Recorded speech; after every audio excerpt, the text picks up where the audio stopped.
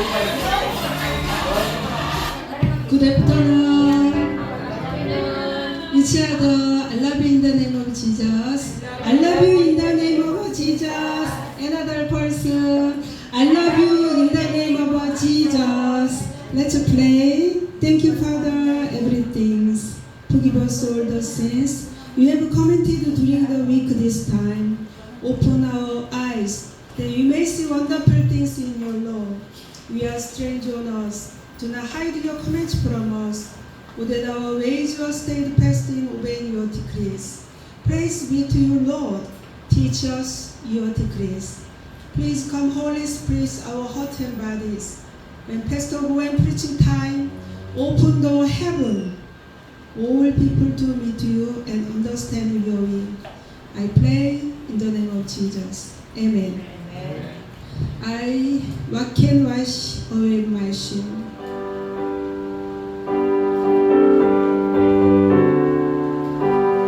What can wash away my sin? Nothing but the blood of Jesus.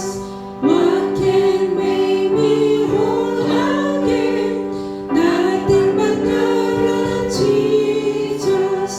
Oh, precious is the flow that makes me white as snow. No other fount I know, nothing but the blood of Jesus.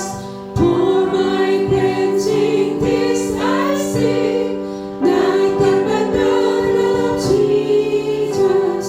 For my pardon this I plea, nothing but the blood of Jesus.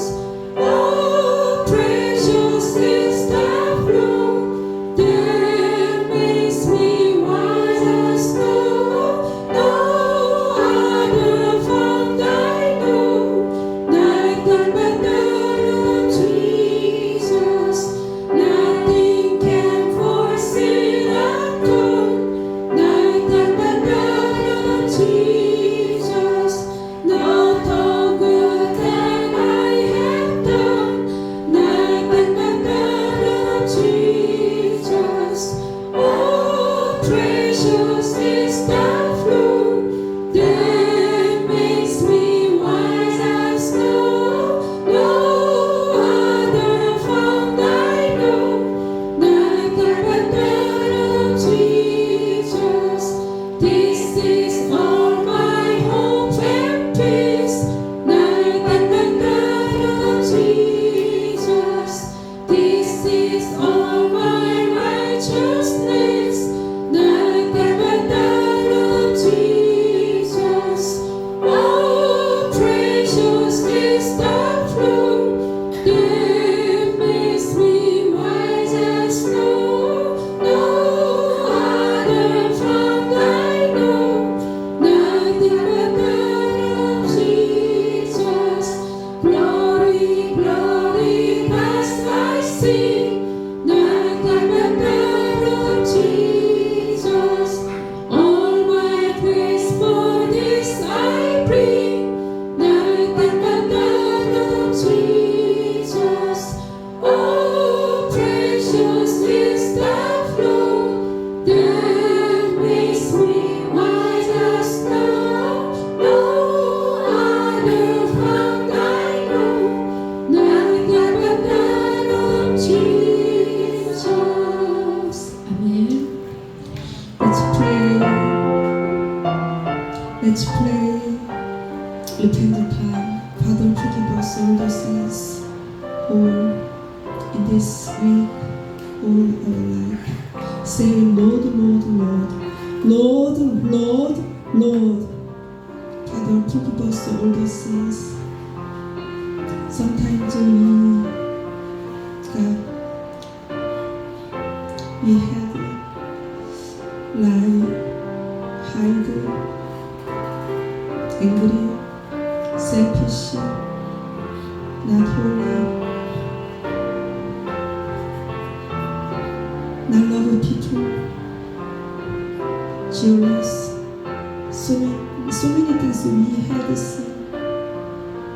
Father, forgive us all the sins. Father, no more sin. Father, guide us, protect us, give us strength, give us a holy, more open spiritual, more follow your way, your decrees.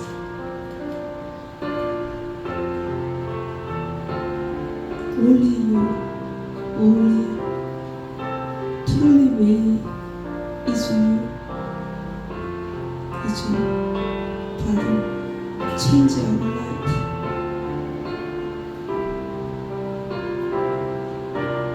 Oh Father, we don't know how follow you. More reading Bible, praise you, worship you, guide us, more concentration, Holy Spiritual Word. Oh Father,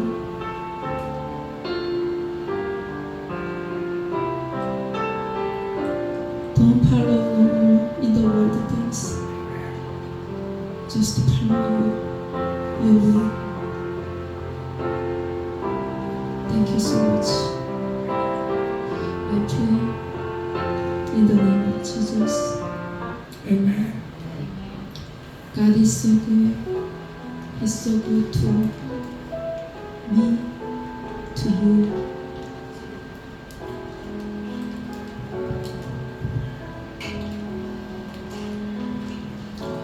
God is so good. God is so good. God is so good. He's so good to me. Holy Spirit is so good. Holy Spirit so good. Holy Spirit so good. Holy Spirit so good. He's so good to me. Jesus is so good. Jesus is so good. Jesus is so good. Jesus is so good. He's so good to me. Amen. Let's stand up, please.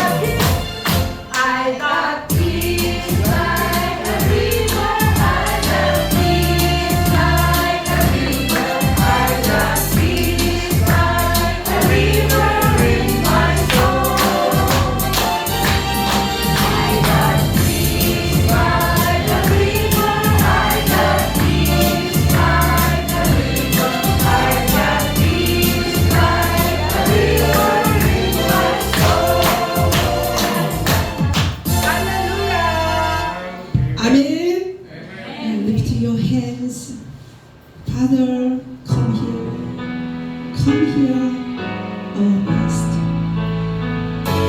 Open our heart, open our space. Glory you, honor you, cause give us joy, love.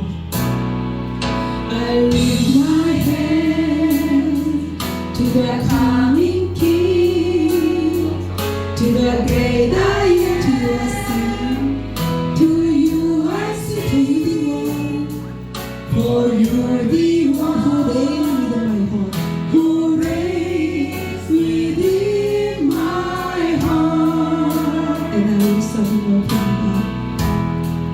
And I will stand up falling down or any other treasure. You are my heart desire. You are my heart desire. Spirit without measure, unto your name I will bring my sacrifice.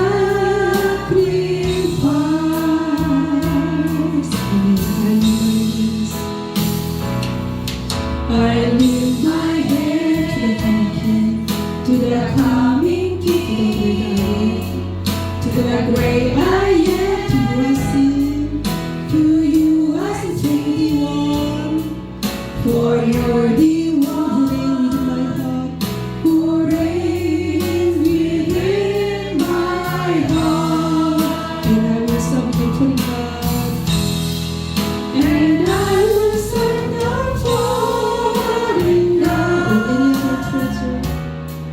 or any other treasure. You are my heart desire. You are my heart desire. Spirit without measure, unto your name I will bring my sacrifice, and I will serve you for God. And I will stand up falling down or any other treasure. You are my heart desire. You are my heart desire. Spirit without measure, Spirit without measure, unto your name I will bring my sacrifice.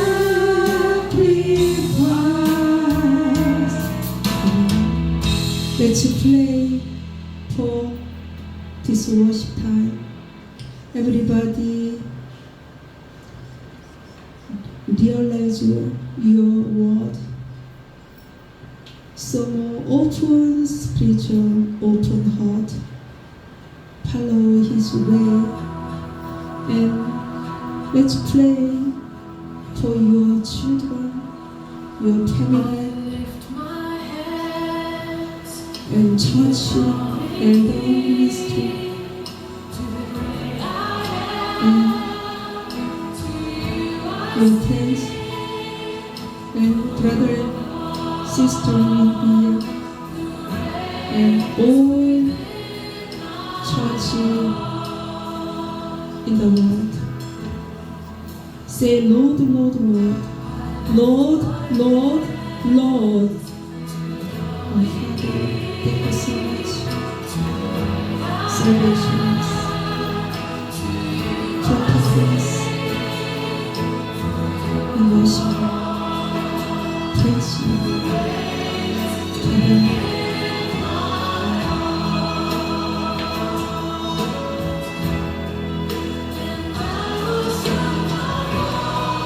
Oh, Holy Spirit, take care of our children, our family, our friends. They all of them. Save their church.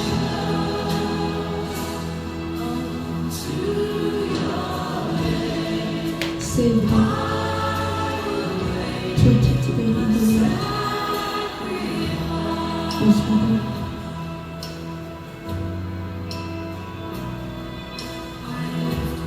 In this picture, prepare all church, all ministry, all elders, all Christian person, and our brother and sister in Lord. So everybody disciple prayer. Thank you for the use them, everybody, until you come down. Oh, Father, every man pray your honor, pray your honor. And those who wake up, sing everything that Father may go light in the world. Light.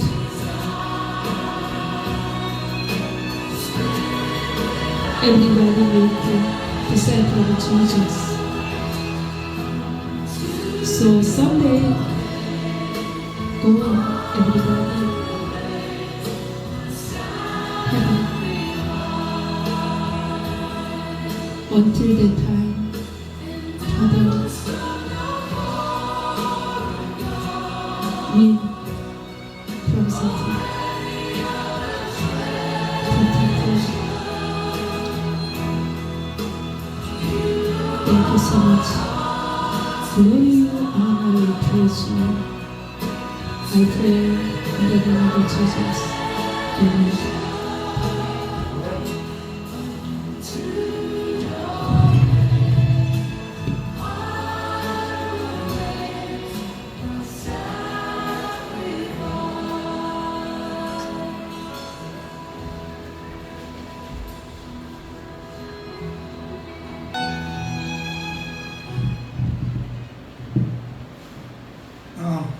Before I pray, I want to share something that I just saw just recently, a few minutes ago before worship started. And it was a video of a friend of Charlie Kirk who was there with him when he got killed. And he said something that applies to all of us. At some point, every one of us is going to die. And he said, you're going to be dead a lot longer than you're going to be alive. So you better have everything settled with your Creator now. You need to have everything settled with your Creator now, because no one knows when their time is going to come. So, with that in mind, let us pray. Dear Heavenly Father, we thank you for this time of worship. Father, we pray that you will forgive us of our sins. Father, we have so many sins that come in and out each and every day. Sometimes we know what they are, sometimes we don't. But we sin continually. And so, Father, we ask, Father, forgive us. And not only forgive us, Father, help us prepare. Father, we are going into worship. Father, to honor you, to exalt you. Father, prepare our hearts and our minds. Father, to receive your word. For it is your word, Father, that gives us life. It is your word that brings us into the light and out of the darkness. Father, it is your word that cleanses us and transforms us, Father, into a new creation. So I pray, Father, that we will honor your word, that we will have respect for your word, and Father, that we will listen and receive your word, Father, so that it may do a mighty work, a mighty miracle within our lives. Father, I pray for each and every person here. Father, I pray that you have your hand upon them. Every single person is in a different place. But every single person needs the same thing. They need you.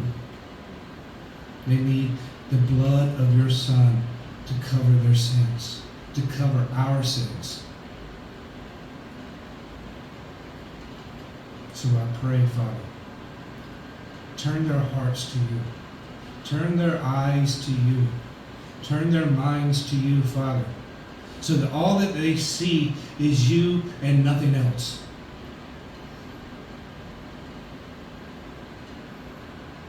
Because when we have you in our sights, this world, which is passing away, no longer has any meaning for us.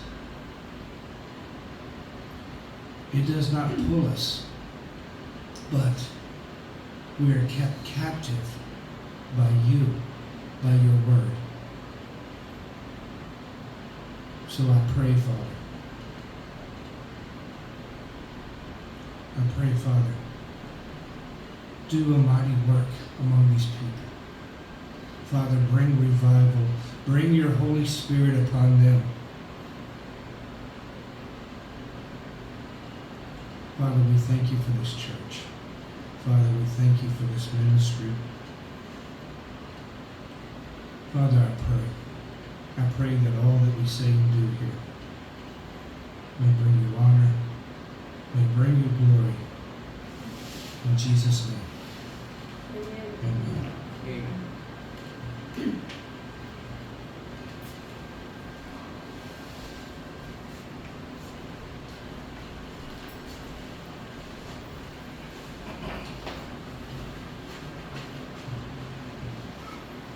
The Apostles' Creed, let us all together. I believe in God the Father Almighty, maker of heaven and earth, and in Jesus Christ, the Son, our Lord, who was conceived by the Holy Spirit, born of the Virgin Mary, suffered under Pontius Pilate, was crucified, dead, and buried. He descended into hell. The third day rose again from the dead. He ascended to heaven and sitteth at the right hand of God our Father Almighty. From thence I come to judge the quick and the dead. I believe in the Holy Spirit, the Holy Universal Church, the communion of the saints, the forgiveness of sins, the resurrection of the body, and the life everlasting. Amen.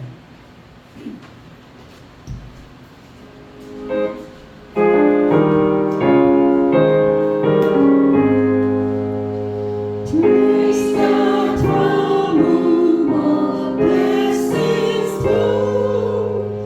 Praise Him, all creatures here below. Praise Him above in heavenly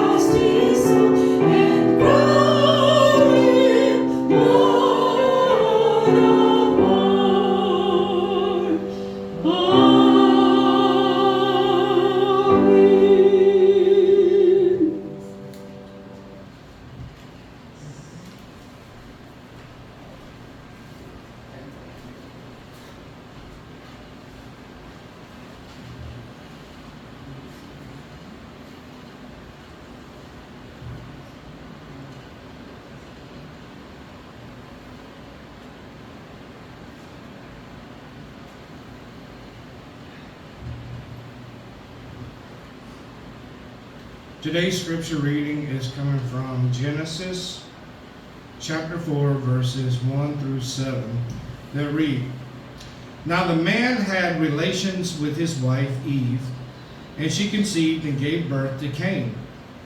And she said, I have gotten a man-child with the help of the Lord. Again she gave birth to his brother Abel. And Abel was a keeper of flocks, but Cain was a tiller of the ground. So it came about in the course of time that Cain brought an offering to the Lord of the fruit of the ground. Abel on his part also brought of the firstlings of his flock and of their fat portions. And the Lord had regard for Abel and for his offering, but for Cain and for his offering he had no regard. So Cain became very angry, and his countenance fell. Then the Lord said to Cain, Why are you angry? And why has your countenance fallen? If you do well, will not your countenance be lifted up? And if you do not do well, sin is crouching at the door, and its desire is for you, but you must master it. This is the reading of God's Word. You all may be seated, and may I call Brother Goen to come and give today's message.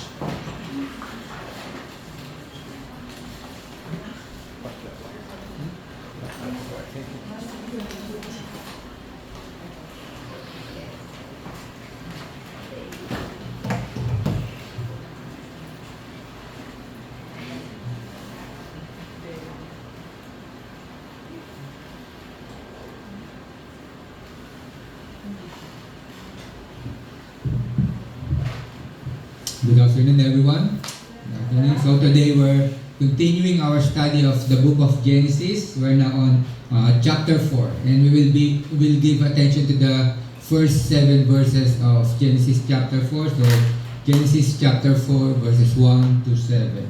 And as all we know, Genesis is the book of first. So nakita natin yan. If you have noticed in the first 3 chapters na natin napag-aralan, we have already seen many firsts in the Bible, right? We saw the first creation of the first man, which is Adam. And we also saw the first creation of woman, which is Eve. And we also witnessed the first marriage. So of course, Adam being as the first groom and Eve being the first bride. And also we saw the first sin ever committed in human history. So today in chapter 4, we will see another series of firsts. Eve becomes the first pregnant woman. And then we will also meet the very first baby born on this earth. Dahil po, di ba si Adam and Eve, hindi sila pinanganak, sila po ay created. So we will see today the very first baby born on earth. And then we will also meet his younger brother, meaning the first brother, makikilala natin sila today. So in short, today we will meet the first family to ever exist in this world. But therefore, most importantly, in our passage today, we will see the first act of worship. The first act of worship. So therefore, I'm entitling today's message, Worshiping the Sovereign God. Worshiping the Sovereign God. But before we dive in, let's first ask guidance from our Sovereign God. Let's go to the Lord in prayer. Our Heavenly Father, God, thank you for this time that you gather us again here to study your word. We are asking for your help, for your guidance. May the Holy Spirit be with us as we give attention to your word. May you bless each one of us understanding and wisdom and knowledge that we may understand the message that you want to hear us today. Thank you, Lord, again for this time. May you remove all the distractions that we may encounter as we study your word. In Jesus' name we pray. Amen. So when you think about the word first, what comes to your mind? Maybe some of you still remember the first time you go to school, right? First day of school. Maaari naalala pa ng iba sa inyo na first day of school nyo, ayaw nyo pa magpaiwan sa mga nanay nyo, di ba? Umiiyak pa kayo nung iniwanan kayo ng nanay nyo first day of school. Or maybe some of you may remember your first own car.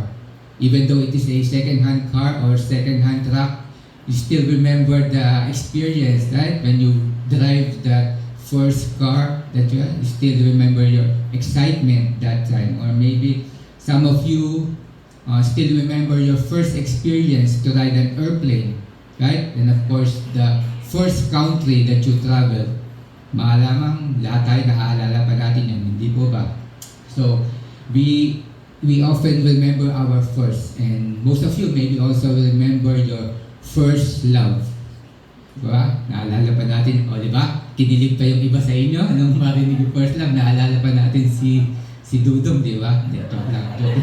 So we often remember our first because they are moments that shapes us. They are moments that shape us. They mark the beginning of our journey, right? So it is important. So today in Genesis chapter 4, we will see the story of the first brother in the Bible, the most famous brother in the Bible. So I suppose all of you already know them, right? Cain and Abel. So Cain and Abel. But my intention for this afternoon is to introduce to you who is the true God in the Bible that we are worshiping. Yun po yung ating tutuunan ng pansin sa araw na to, and we will do that by looking at the story of Cain and Abel po. Because sad to say that there are many people who are worshiping the wrong way because they don't really know who is the God that they are worshiping. Hindi po nila talaga kilala kung sino ba ang Diyos na kanila po sinasambahan. So God will use the story of Cain and Abel to reveal to us His nature, His character, and His attributes po. In short, who truly He is. Makikilala natin ngayon sino ba ang tunay na Diyos na dapat nating sambahin, na ating pong sinasamba. So now, let's begin. So let's begin to look at verse 1 and 2. So verse 1 and 2, it says here, Now Adam knew Eve his wife, and she conceived and bore Cain, saying, I have gotten a man with the help of the Lord. And again she bore his brother Abel. Now Abel was a keeper of sheep, and Cain worker of the ground. So let's first look at the word knew. Sabi dito, Adam knew Eve, his wife. So it does not mean that Adam just know her name. Hindi lang po basta nalaman ni Adam yung siya si Eve, and then Eve got pregnant. So hindi po ganun yun. The word knew in Hebrew is yada. So this refers to the intimate nature of marital relationship. So in biblical language, it is a polite way of saying having a sexual relationship. So ibig sabihin po nito, this verse say that Adam and Eve had a sexual relationship, or they had sex. So this is the means or the way that God gave the humankind to procreate or to multiply. So ito po yung kaparaanan na binigay ng Diyos para magparami ng tao, para po dumami yung tao. So if you would recall in chapter 2, napag-aralan natin doon, we witnessed the first marriage of Adam and Eve in chapter 2. So anong tinuturo nito sa atin? Chapter 2, first marriage, and then chapter 4, they have sexual relationship. So God is teaching us here, this is the original design of God. Marriage first before sexual relationship. Marriage first before sexual relationship. So it's very sad to see today because our younger generation, right? Our younger generation are engaging in premarital sex already. They now think that it is normal because the majority of people are doing it. The world is doing it, so they think there's no problem having premarital sex. So they believe it's okay as long as they are not hurting other people. But premarital sex can lead to a much bigger sin, like abortion, right? Kita natin niya, for example, the woman accidentally got pregnant and both of them are not ready to have a child. So usually, the immediate solution is to abort the baby. Kadalasan, ganun yung ginagawa ng solusyon, which is an act of murder, which is a sin. Di po ba? So as a Christian, always keep in mind po that sex is for two married people only. Sex is for two married people only. Any sexual act outside marriage is sin. And also it is clear that sex is only between man and woman, not between man and man, not between woman and woman, just between man and woman po. Okay? So let's move on. Now Eve got pregnant and bore her first son. So Cain was the firstborn. So si Cain po yung panganay. Tanda natin, minsan nakakalito kung sino yung panganay, kung si Cain o si Abel. So Cain was the firstborn. And when she gave birth to him, Eve said, I have gotten a man with the help of the Lord. I have gotten a man with the help of the Lord. So ano ibig sabihin nito? This shows that Eve was acknowledging that her son Cain is a gift from God. Yan, sabi dito ni Eve na ito galing to sa Diyos, ang aking anak na to. So the Bible teaches here that all babies are a gift from God, so making them precious. Napakalaga po ng mga sanggol. Sila po ay tao na, nasa sinapupunan pa lang sila po ay tao na. Therefore, they should not be killed or aborted for whatever reason. For whatever reason, hindi po dapat ina-abort ang mga baby na nasa sinapupunan. Kasi po, maraming dahilan yung ibang tao, di ba? Kaya namin in-abort dahil dito, ganito. But there is no valid reason. So whatever reason, we should not abort any babies. So we need to value life or every human being, as human life is precious because it is from God. It is a gift from God. Let's move on. And then Eve bore her second son. His name is Abel. So ito na yung second son, si Abel. So when the two sons grew up daw po, nang lumaki na sila, Abel became a shepherd. So shepherd, one who takes care of sheep or other animals. So while Cain naman po became a farmer, naging the one who plants fruits or vegetable, naging magsasaka. Ito si Cain. So both of these occupations were important for providing food. Di po ba? So livestock and agriculture. So ito yung importante na nagpo-produce ng food.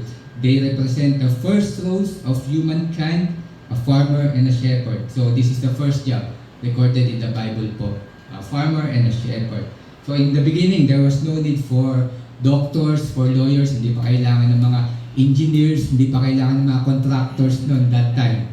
Kasi wala pang flood control na ginagamit noon. Eh. So wala pa noon because life before that is simple that time. You don't have to worry earning money that time to buy foods and to pay for your house and for your bills. Hindi pa nila problema yun. No need to buy a new car, new gadgets. Cellphone ko sila, doon, hindi pa kailangan nun, di ba? No need. But today, however, life is tough, right? Napakahirap ng buhay ngayon. Napakarami nating pangangailangan sa ating buhay. We don't just need a cellphone, we want the latest one, right? We just don't need to buy clothes, we want to buy a branded one. We don't need just to buy cars, we want the luxury one, right? Yun nga po, kaya nga po sa Pinas ngayon, maraming gusto maging contractor, di ba? Para magkaroon sila ng 40 na luxury cars, di ba? 28 lang pala daw. 28 luxury cars, only nang tinanong ng Senado, di ba? Diba? So, lalo na kapag nakapag-bid ka daw sa DPWH ng mga flood control. Hindi lang siguro 40 na luxury cars ang magkakaroon ka. Dati nga daw, pag tinanong yung mga magulang ng bata, ano gusto mong maging paglaki ng mga anak mo? Sabihin nila, doktor, teacher, di ba? Mga abogado. Ngayon, iba na, contractor na lang.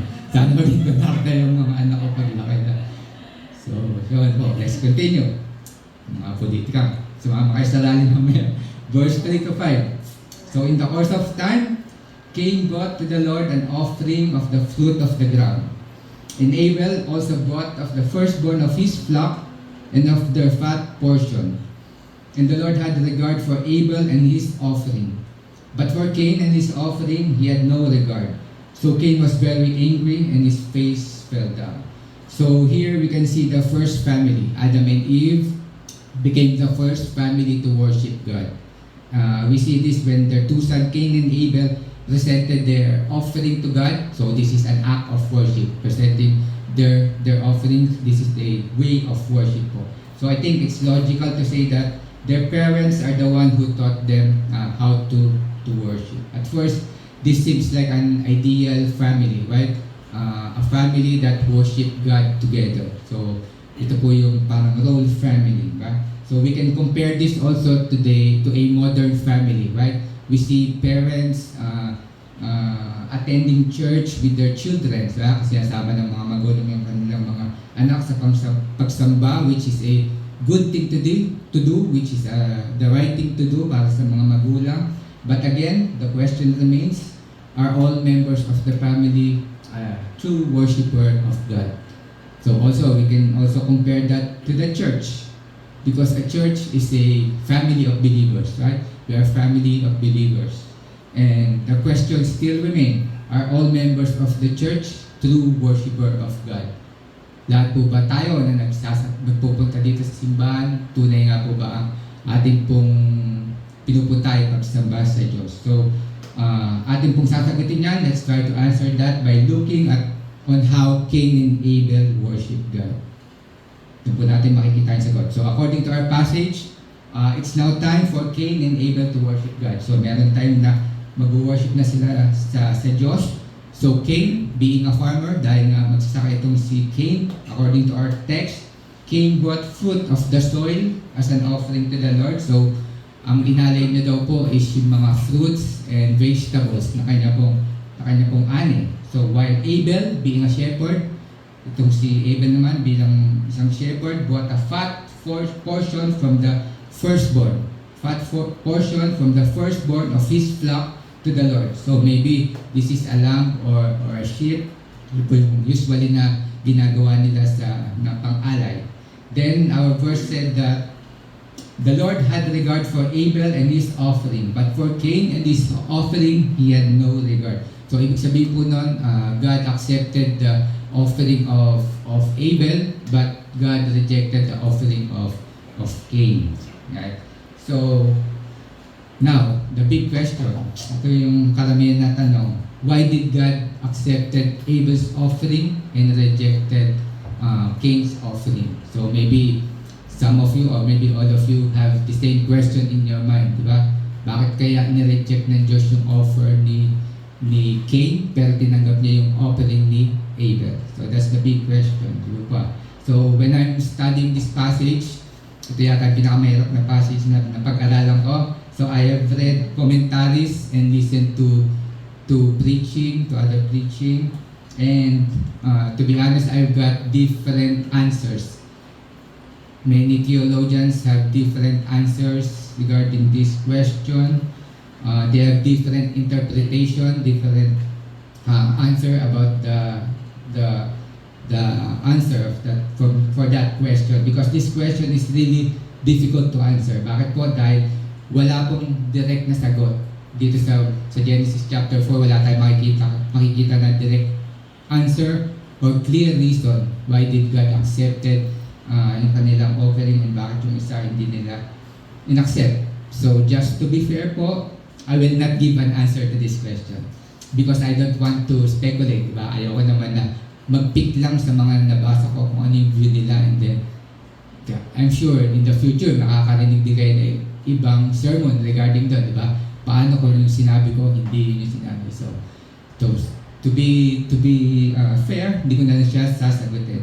But one thing I'm sure, God has a reason why He didn't tell the clear reason, ba? God has a reason, and only God knows the true reason. Okay? God only knows the true reason, and He had all the rights. Meron po siyang karapatan na gawin yun dahil He is po a sovereign God. So, I'm very sure na kung ano man yung reason na yon, it is a good and a just reason. Yung po tandaan natin, kung ano man yung reason na yon, ito po ay tama at ito po ay makatarungan na reason niya. So, I will not try to get that to answer that question. But what we will try to find out in this verse is that what is God trying to teach us here about Himself? So, yun sasagutin natin. Ano ba yung gustong paalam ng Diyos dito sa atin patungkol sa kanyang sarili? Ano ba ako? Sino ba ako? Sabi ng Diyos. Yun yung aalamin natin sa pag-aaral natin. So, if you have your Bible, mag-refer tayo sa New Testament book. So, let's go to Hebrews chapter 11. The New Testament, Hebrews chapter 11, verse 4.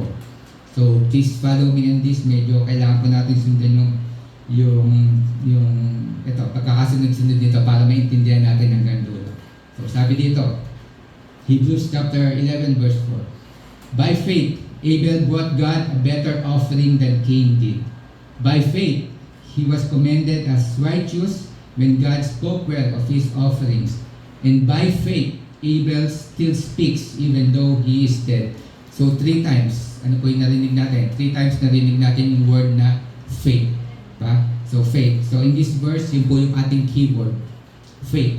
So this verse reveals to us that Abel's offering was acceptable because it was given by faith.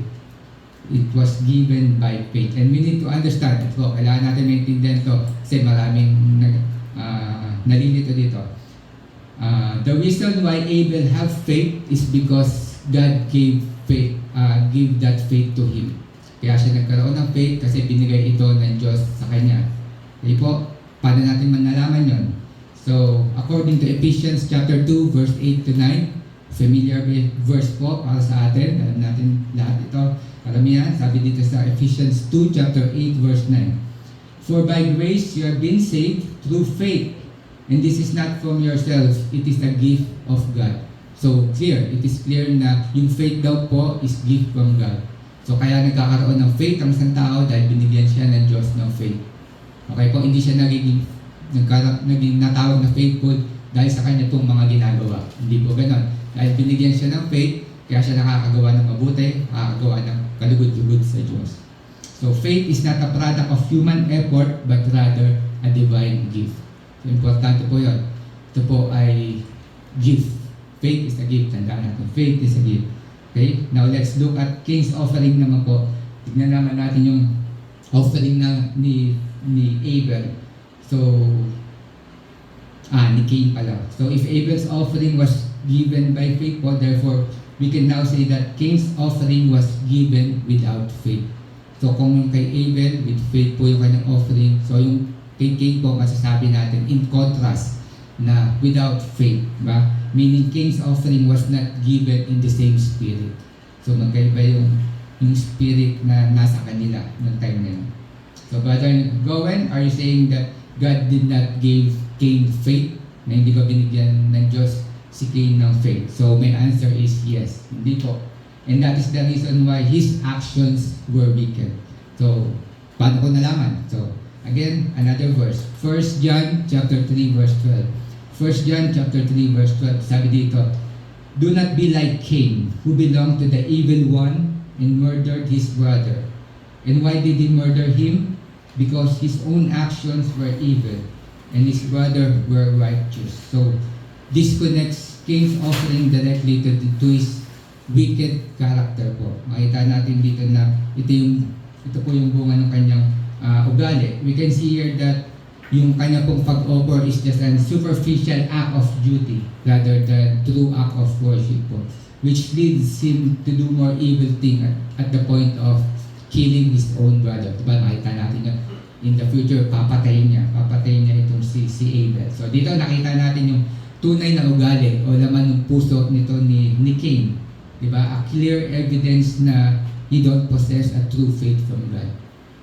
Doon po natin yung nalaman na wala siyang tunay na faith na galing sa Diyos. Kasi madali magpakita ng faith. Ano ba yung faith ko? Faith ko ba ito sa sarili ko? Madali yun, di ba? Gagawa ka ng gagawa kung meron kang faith sa sarili mo. But hindi mapiplease ang Diyos sa ito. Ang makapagpaplease lang po is yung faith na galing na sa Diyos mismo.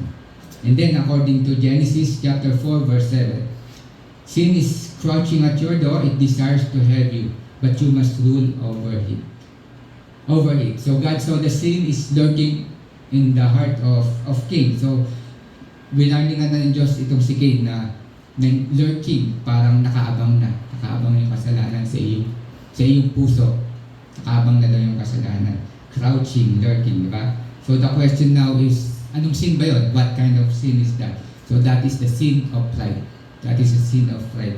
Because the name Cain, yung name na Cain po, ibig sabihin po nun is I have acquired or I have possessed or I have gotten from God. So, ibig sabihin po nun is, Eve is not just acknowledging that Cain is a gift from God, Eve also thought that Cain is the promised seed or the promised offspring that will defeat Satan.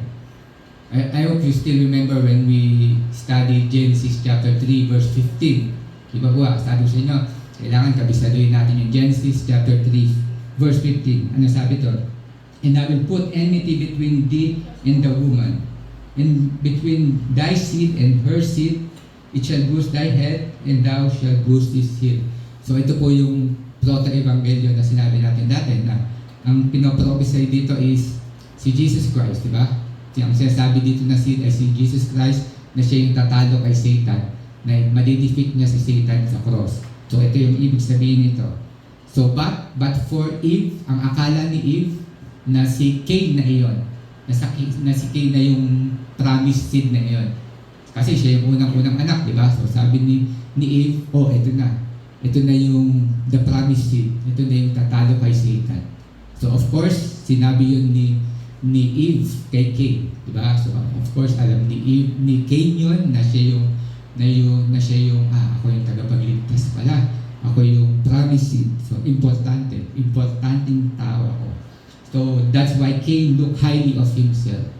Mataas na yung tingin niya ni Cain sa kanya, thinking that whatever he do, whatever he offers to God, God will in favor with him because he is the promised seed, he is the Savior. Pero mali, but that is wrong. Cain is not the promised seed na tinutukoy dito sa Genesis 3:15. So, ano yung tinuturo sa atin ng Diyos dito? What God is teaching us here. So, God teaching us here that people will not say who God chooses. Hindi po ang tao ang magsasabi kung sino ang pipiliin ng Diyos. Kasi yung dito, si Eve ang nagsabi, ito na pala, ito na yun. So hindi po ganon. God will do all the choosing. We cannot judge who is the saved or who is not. We cannot say who is the elect or who are not the elect. People may have their own opinions. Maaari tayo magkaroon ng opinions, but the ultimate decision rests on God's sovereign choice po. So now the question is, how do we know naman that Abel was chosen by God and Cain was not chosen? Paano naman natin ngayon nalaman na si Cain hindi pala siya pinili, pero si Abel pala siya yung pinili, diba? So let's look at their hearts. Let's look at their hearts on how they worship God. So dito natin ngayon malalaman. So according to our verse, Abel gave the firstborn of his flock and of their fat portion, meaning Abel gave the best to God. So firstborn, ibig sabihin yung unang-unang pinanganak ng so he gave the best. Kasi yun yung pinaka-best, yung unang-unang anak ng mga hayop. So yun yung binigay ni Abel sa Diyos. So while Cain brought the Lord an offering of the fruit of the ground. Sabi dito, Cain brought the Lord an offering of the fruit of the ground. So notice, no mention of first fruit, no mention of first harvest or best fruit. So meaning ordinary vegetables, ordinary fruits yung kanyang binigay lang sa Diyos, yung kanyang inalay sa Diyos. Meaning, Cain did not give the best to God. So yun po yung pagkakaiba nila. Si Cain po hindi binigay yung best para sa Diyos, samantalang si Abel, ang binigay niya, ang inalay niya is yung the best para sa Diyos. So ano nakita natin dito? This shows what was inside their heart. Makikita natin dito, ano ba yung laman ng puso ng dalawang batang yan? It shows that Abel's heart was already changed by God. So dito makita natin clear na binago na ng Diyos yung puso ni Abel. So masabi natin na binigyan na siya ng faith. Di po ba? So while Cain's heart was still in its sinful state, while si Cain naman, ganoon pa rin, matigas pa rin yung puso niya. Sabi sa Jeremiah chapter 17 verse 9, the heart is deceitful above all things and desperately sick. Who can understand it? So this describes the heart of an unregenerate person. This is the default state of all men. Lahat po tayong tao, ganito yung state natin na tayo pinanganak. We are spiritually dead, yung mga puso po natin matitigas. And the only one who can change a person's heart is God. Diyos lang po ang makapagbago. Kaya nga po, paulit-ulit ko sasabihin, ang faith po ay binibigay sa atin ng Diyos. God do all the choosing, the deciding, and the changing. It is all of God's works po. Wala po tayong ambag doon. A changed heart will result in good works, a right view of God that leads to a true worship. So yun po yung pagkakasunod-sunod. Bibigyan tayo ng faith ng Diyos Pag binigyan na tayo ng faith, kaya po tayo nakakagawa ng mabubuting bagay, mga bagay na nakakadugod sa Diyos, kaya po tayo nakakasamba ng tama sa Diyos. Yun po yung proseso nun, para tayo magkaroon ng true worship sa Diyos. Hindi po natin pwede asahan ang ating mga sarili na, sige, magsisipag ako, pupunta ako linggo-linggo sa simbahan, mapa-impress ako sa Diyos. So, hindi. Baliktad po. Unless we are not born again spiritually, we cannot come to God. Unless we are not born again spiritually, we cannot come to God. So now, even though we don't know the clear reason why God accepted Abel's offering and rejected Cain's offering, one thing important na atin pong natutunan, we learn in this verse is that we know that God is the sovereign God. We know that God is sovereign, meaning He is in control of everything. So yun po ibig sabihin, siya po yung may control ng lahat. All the decision making only belongs to Him. Amen. Let's continue. Verse 6 to 7. Sabi dito, the Lord said to Cain, why are you angry and why has your face fallen? If you do well, will you not be accepted? And if you do not do well, sin is crouching at the door. Its desire is for you and you must rule over it. So of course, yung reaction nga ni Cain is anger. So siyempre naman, lahat naman siguro magagalit pag hindi tinanggap yung iyong pong binigay sa isang tao. Diba? So his heart was full of anger and resentment. Yun po yung puso ni Cain. He cannot accept that the offering of Abel was accepted while his offering hindi tinanggap. Diba? Hindi niya po ito matanggap. Siguro, sabi niya, I am the promised seed, di ba? Ako yung pinaka-tagapagligtas dito. Ako yung bida dapat dito. Bakit hindi mo tinanggap Diyos yung aking alay para sa'yo? Bakit? Diba? Kaya siya nagalit. So, this is a perfect picture of our hearts. Ito po yung perfect picture ng mga tao tulad natin, without God's grace. Unless po tayo, hindi tayo binibiyayaan ng Diyos ng faith, ganito po tayo, magiging sisisihin natin ng Diyos palagi. Diba? Mataas at tingin natin sa ating sarili. Prideful tayo. Ganun po ang ating po natural. Diba? Hearts are naturally bent towards sin. Lahat po ng ating iniisip, puro kasamaan. So look at Cain. When God did not accept his offering, he did not feel sad man lang. Ba? Hindi man lang siya nag-feel sorry, hindi man lang siya nalungkot, hindi man lang siya paano ba yung gagawin ko sa susunod? Paano ko ba ito mapapagbuti? Wala sa kanyang ganong reaction. Ang reaction niya lang is puro anger, puro galit, jealousy. Yun lang po yung kanyang reaction. So here we can see a clear evidence of unregenerated heart, meaning a heart that is not given a saving faith, na hindi pa nabibigyan ng saving faith ng Diyos.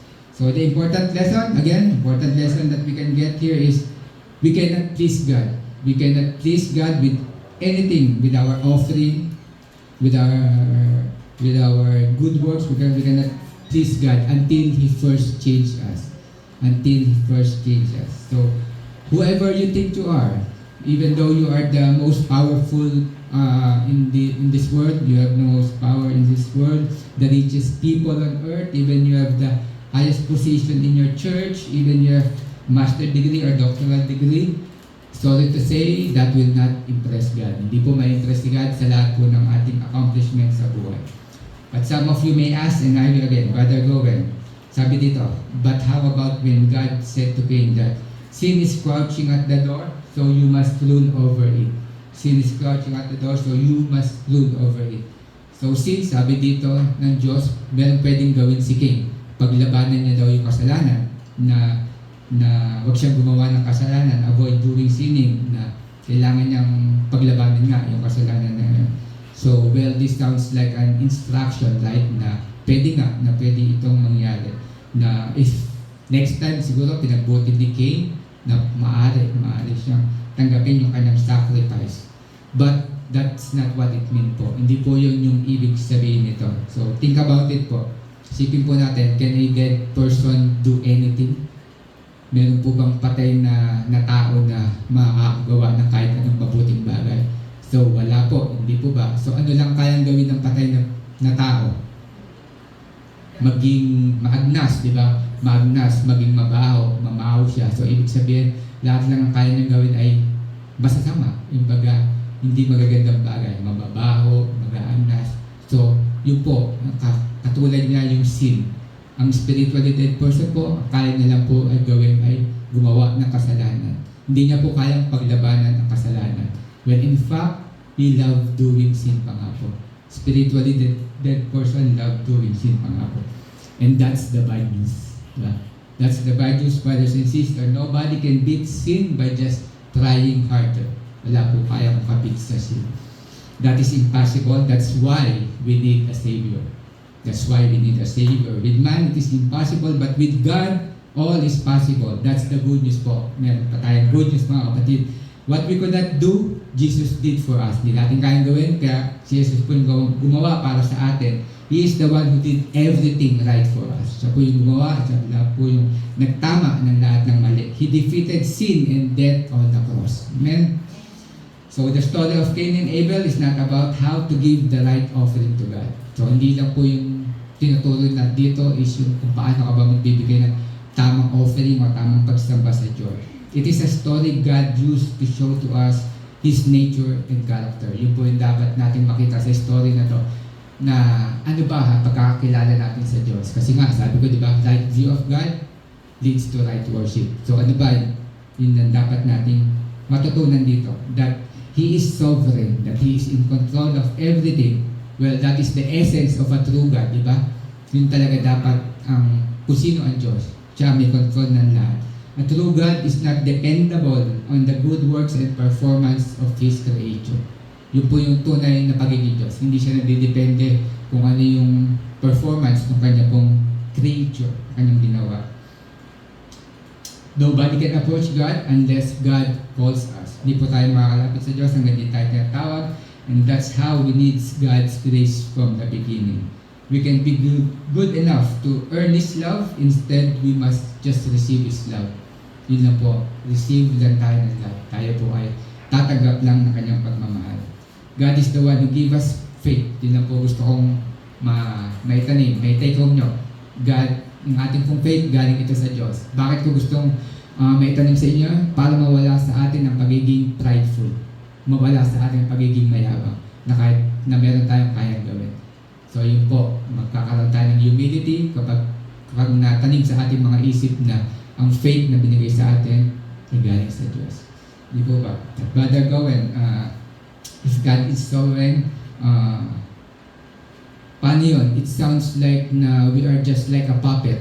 We are just like a robot that God is controlling us. That we don't have a free will. Wala ba tayong karapatang pumili o choose kung ayaw natin o hindi. Well, I don't know about you, but for me, I'd rather be a puppet or a robot, knowing that the one who is controlling me is the God who created the heavens and the earth, diba? A powerful God, a loving God, a gracious God, diba? I'm sure, okay lang na siya yung nagko-control sa akin, because leaves to me, given this decision for me how to live my life. I'm sure, isa lang po ang kapupuntahan ko. I'm sure I will end up in hell. And I'm sure, all of you will relate to that, na kung wala pong tulong ng Diyos, lahat po tayo, ang gugustuhin lang po natin ay gumawa ng kasalanan. So, it's better na tayo matawag na tayo ay kinokontrol ng Diyos, that God is a sovereign God. So, please think about that. Think about that, brothers and sisters. The story of Cain and Abel is not just about two brothers. It is the story of all humanity. Story natin to, and story ng Diyos para sa atin na tinuturo sa atin ng Diyos na ako ang sovereign Diyos, ako ang pumipili sa inyo. Pinipili ko kung sino ang gusto ko, kung sino ang ayaw ko. And wala tayong sasabihin natin, is it unfair? Sounds like unfair, right? But no, that's not unfair. Because all of us, all human are destined to go to hell. Right? Because of Adam and Eve sin, all of that is imputed to us. So, all of us, all of human, kung ikaw ay tao, lahat tayo papunta ng hell. But God graciously choose whom He will save. Pumili po siya tao kung sino yung kanya pong gusto. So, that's not unfair. That is a just, because He is a just God. So, gusto kong malaman, it teaches us that our hope is not on our offering, not on our good works, not on our religious performance. Hindi po ito. Ang hope po natin is in the unconditional and electing love of God. And we saw that love in the person of our Lord and Savior, Jesus Christ. Amen? Amen. Let's pray. Our Heavenly Father God, thank you that you are God. Salamat po kayo ay Diyos. Diyos na makapangyarihan sa lahat. Na kayo po ang kumokontrol sa aming buhay, Panginoon. Dahil pag ito po ay inasa namin sa aming mga sarili, siguradong lahat po kami sa kapamakanan punta, Panginoon, sa impyerno ang punta. Salamat po at kayo ay makapangyarihan Diyos na nandiyan para sa amin. Salamat po sa inyong pagmamahal. Salamat po sa inyong pong paggabay sa bawat isa sa amin. Salamat po sa mensahe niyo sa aming araw. Sa araw na ito, nawa po ay pagpalain niyo ang lahat ng nakarinig na salita nito. Ito po ang aming dalangin. In Jesus' name we pray. Amen.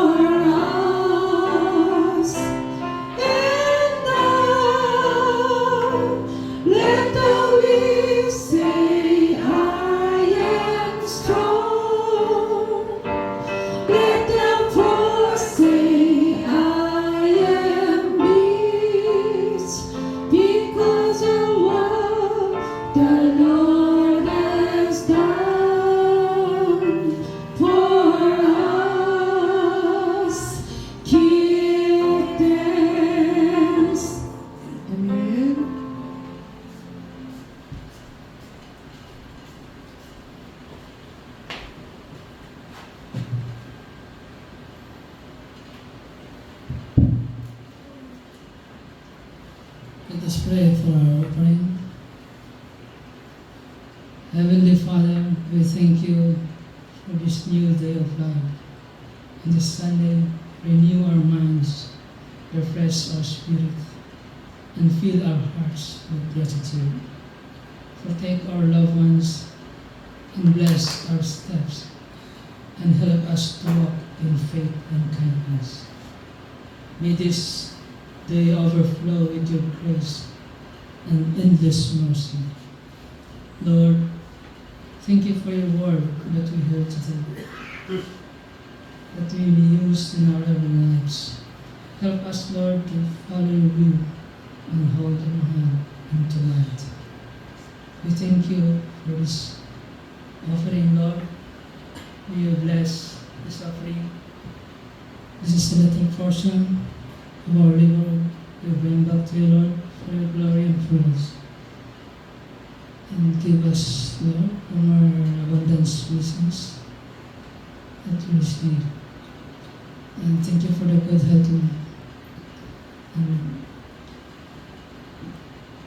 to those who are not come today, you may touch their heart, Lord God, so that they have encouragement to come into our house and to praise to you, Lord, during the Sabbath day, O God. And we all ask this through Christ, In Jesus' name we pray. Amen. Stand up, please.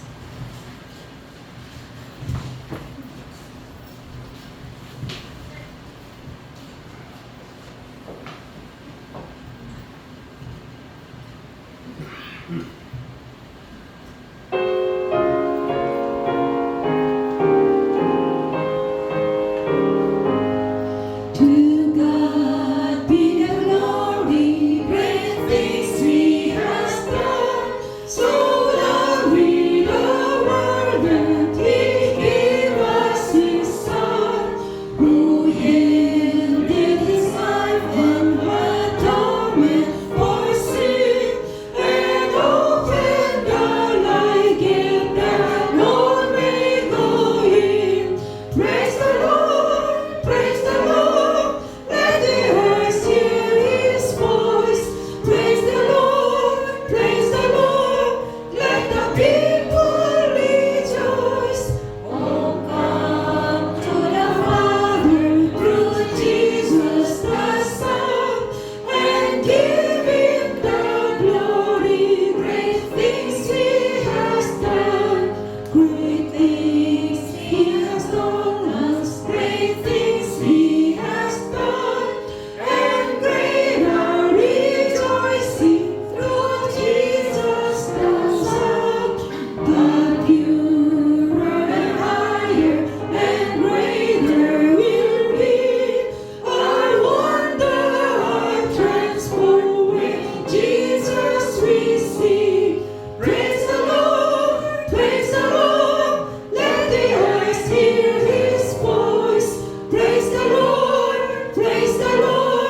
let the people rejoice.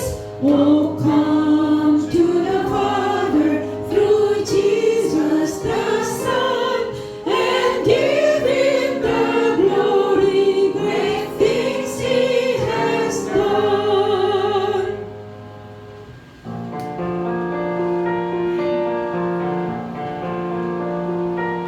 Our Father, which art in heaven, hallowed be thy name. Thy